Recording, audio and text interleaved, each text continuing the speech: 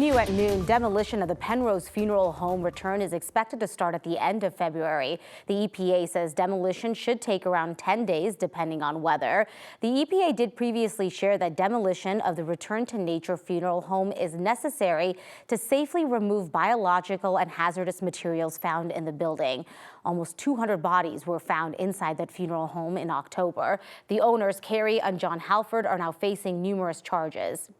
Also new at noon, the Denver Department of Health is warning about an outbreak of meningococcal bacteria in the homeless community.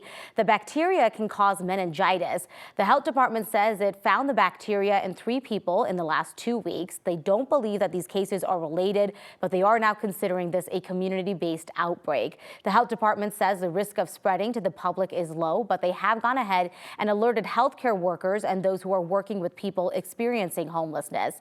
Meningitis causes the brain and spinal cord to swell, and it can be deadly.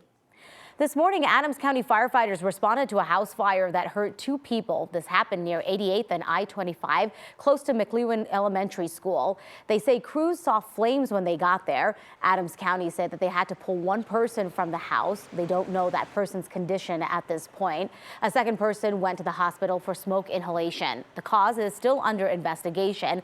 This also wasn't the only fire keeping firefighters busy overnight. South Metro firefighters spent several hours responding to a fire at a restaurant and a shopping center. The first one started in Greenwood Village, just off Arapahoe Road, east of I-25. They were called out just before 4 a.m.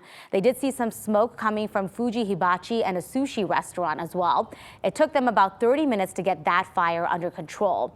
About 40 minutes after arriving, they noticed another restaurant in the center on fire, Sportsbook Bar and Grill. Firefighters believe that these 2 fires did start separately instead of spreading from one spot to another. Greenwood Village police were also on scene to investigate a burglary at a store in that shopping center as well. Wanted to give you a look at earlier today. This is a snapshot around the metro area this morning as people were getting their day started, but we're also dealing with some snow that was coming down. And this is a look from CDOT cameras this morning just after 3 o'clock. As you can see, there was a little bit of a nice dusting of snow near Monument. Want to give you another live look right now at Greeley, where we have made it to Friday, and congratulations for that. It's a little bit, got a little bit of clouds, but the sun's peeking through a little bit. Want to give you a live look over Denver as well. Definitely a gloomier look out over the city at this point. Want to head right over to Keeley because Keeley, once we get through today, we actually have some nice weather coming our way. I just popped in right there to tell you about your weather because yes.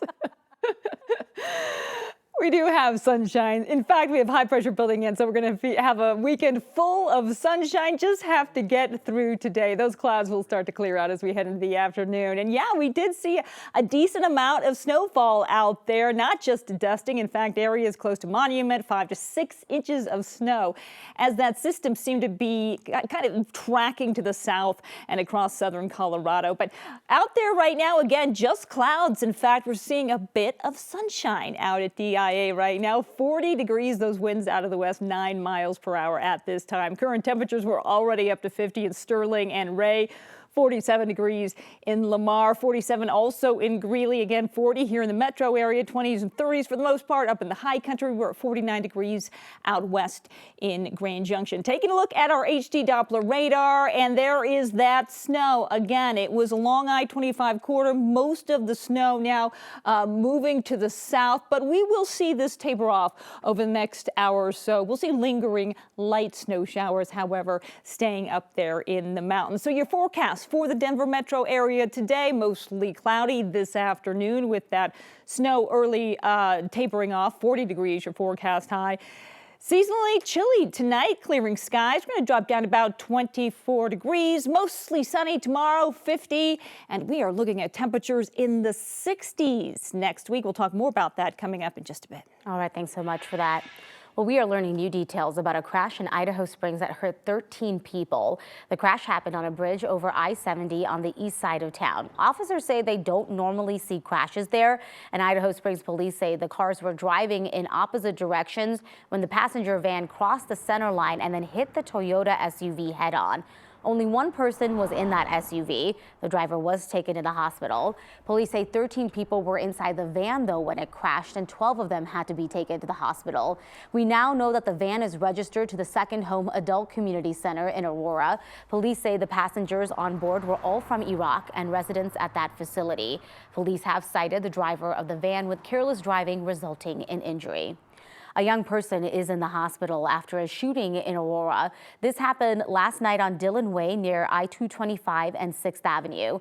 Police say he is expected to survive, but they don't have information on a suspect yet. They are asking if you have any information to call Crime Stoppers.